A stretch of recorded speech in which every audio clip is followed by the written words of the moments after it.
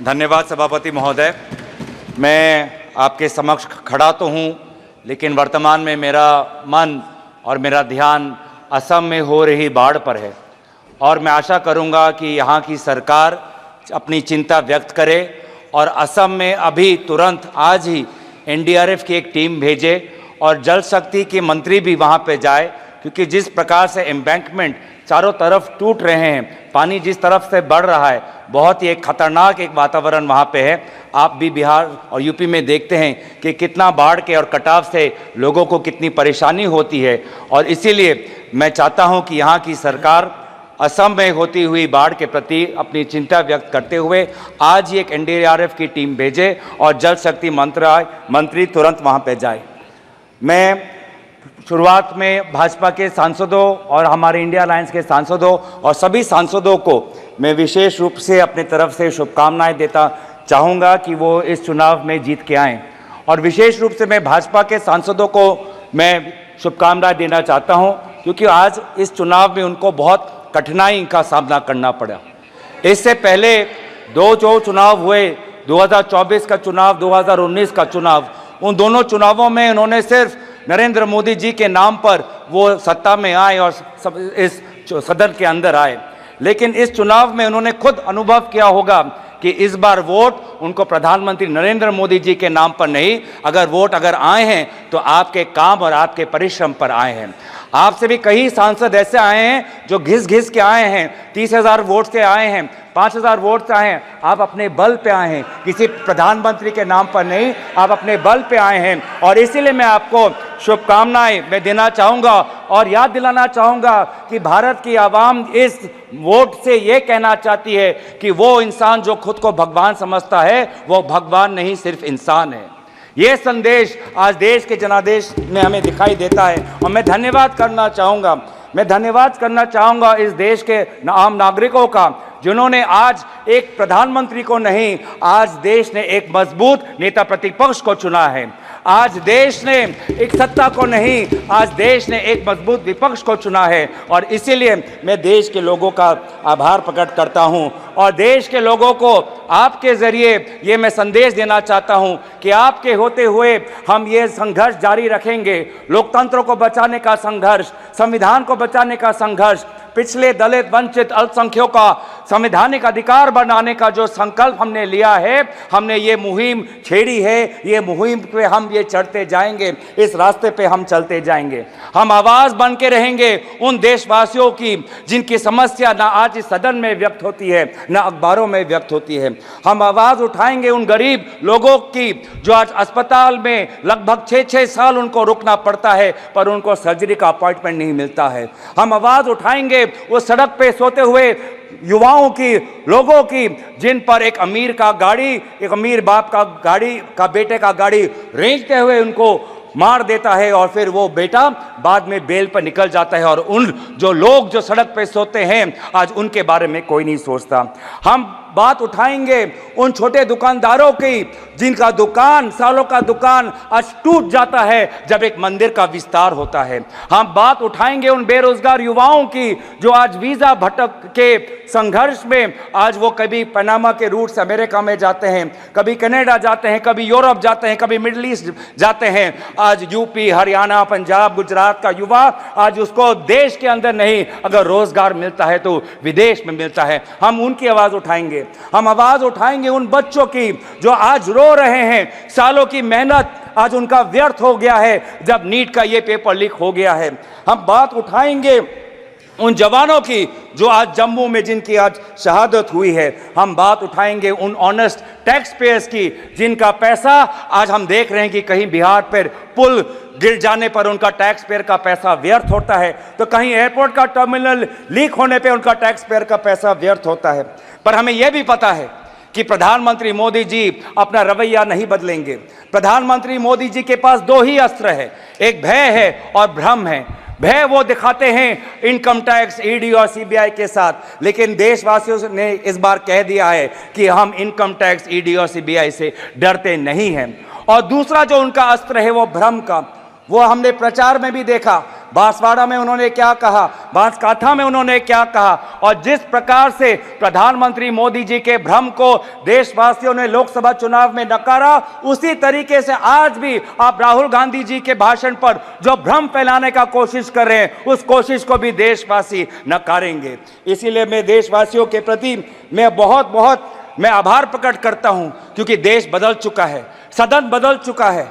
आज आप देख रहे हैं कि जब विपक्ष जब अपनी बात उठता है तो प्रधानमंत्री को भी, कैबिनेट को भी अध्यक्ष महोदय से संरक्षण मांगना होता है। मैंने ऐसा नजारा पिछले 10 साल में नहीं देखा कि नेता प्रतिपक्ष बोल रहा है, विपक्ष बोल रहा है और गृह मंत्री उठ के बोल रहे हैं कि हमें संरक्षण दो, हमें संरक्षण दो, हमें संरक्षण दो। यह है ताकत लोकतंत्र की, जहां पे सत्ता पक्ष हो, जहां पे विपक्ष हो। अगर आपके पास सत्ता है, इसका मतलब यह नहीं कि आप सही हो। अगर हम विपक्ष में हैं, इसका मतलब हम गलत है, ये इसका मतलब नहीं है। सत्ता पक्ष और विपक्ष लोगों की दो राय रखता है और फिर जनता जनार्दन निर्धारित करती है कि वो किसको राय को स्वीकारता है, चाहे वो सत्ता हो का विपक्ष को। और इसीलिए आज में देश बदल चुका है उत्तर पूर्वांचल से, जहां से आज मणिपुर के 2 सांसद हम जीत के आए हैं। नागालैंड में हम पिछले बार जब कांग्रेस पार्टी जीती थी तो वो 1996 में थी, अब आज दोबारा हम 2024 में जीत के आए हैं। मेघालय में इनके जो टूरा लोकसभा सीट हम जीत के आए हैं, वो पिछला सीट हम 1996-98 में हम जीते थे, आज दोबारा वो टूरा लोकसभा सीट हम जीत के आए हैं। आज एनडीए को उत्तर पूर्वांचल के लोगों ने नकारा है। मणिपुर में दोनों सीट हारे हैं, नागालैंड में 1 सीट हारे हैं, मेघालय में ये दोनों सीट हारे हैं। मैं धन्यवाद करना चाहता हूं आपके द्वारा जोरहाट के लोगों को, जिन्होंने एक मुख्यमंत्री को हराया, और मैं धन्यवाद करना चाहता हूं धुबरी के लोगों को, जिन्होंने एक सांप्रदायिक शक्ति को 10 लाख वोटों से हराकर एक संदेश दिया है कि चाहे वो अल्पसंख्यक हो, लेकिन कोई भी व्यक्ति अपने आप को धार्मिक गुरु भी कहता हो, लेकिन धर्म के नाम पर अगर समाज को बांटता है तो प्रजा उसके साथ नहीं होगी। तो मैं धन्यवाद करना चाहूंगा। और ये बदलाव लाने के लिए वे सारे जो समाज के विभिन्न वर्ग हैं, मैं सभी का आभार प्रकट करता हूं। वे हजारों लोग जो राहुल गांधी जी के साथ भारत जोड़ो न्याय यात्रा पे चले, मैं उनका धन्यवाद करना चाहता हूं।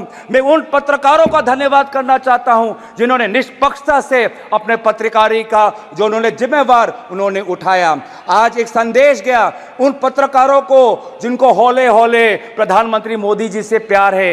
एक संदेश गया उन पत्रकारों को जो कहते हैं कि ये तो सिर्फ फॉर्मेलिटी है, कि अपनी पत्रकारिता पर ध्यान दे, नहीं तो लोग आपको देखना बंद कर देंगे।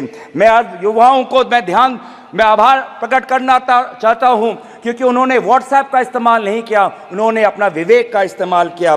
मैं उन सनातन धर्मों को मानने वाले लोगों का मैं आभार प्रकट करता हूं, जिन्होंने आज नफरत और हिंसा पर नहीं, लेकिन धर्म जो हमें सिखाता है इंसानियत, चाहे हिंदू हो, चाहे मुस्लिम हो, चाहे ईसाई हो, चाहे सिख हो, हर धर्म हमें सिखाता है कि हम एक अच्छा इंसान बने। इंसानियत के आदर्शों को हमें सिखाता है, समाज एक आदर्श बने वो हमें सिखाता है। मैं गुजारिश करना चाहता हूं आपके द्वारा, मैं अंत में आ रहा हूं सर, लास्ट के मैं 2-3 चीजें बोलना चाहता हूं। मैं आपके द्वारा मैं गुजारिश करना चाहता हूं कि आप बार बार बात करते हैं कि हमने एक नया सदन बनाया, लेकिन क्या ये उचित नहीं होता कि चाहे पुराना सदन हो चाहे नया सदन हो, इन दोनों सदनों के सामने डॉक्टर भीमराव अंबेडकर की मूर्ति हमारे सदन के सामने होनी चाहिए थी? क्या ये उचित नहीं था? क्या यह उचित नहीं था कि चाहे नया सदन हो?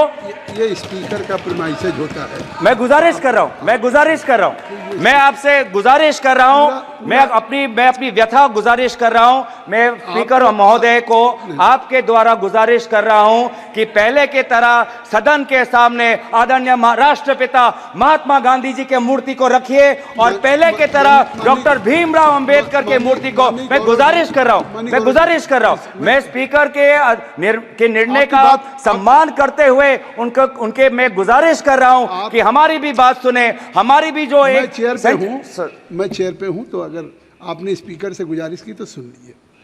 आपने कहा कि बाबा भीमराव अंबेडकर की एक मूर्ति यहाँ जो स्थापित होनी चाहिए। आपको भी निमंत्रण गया होगा।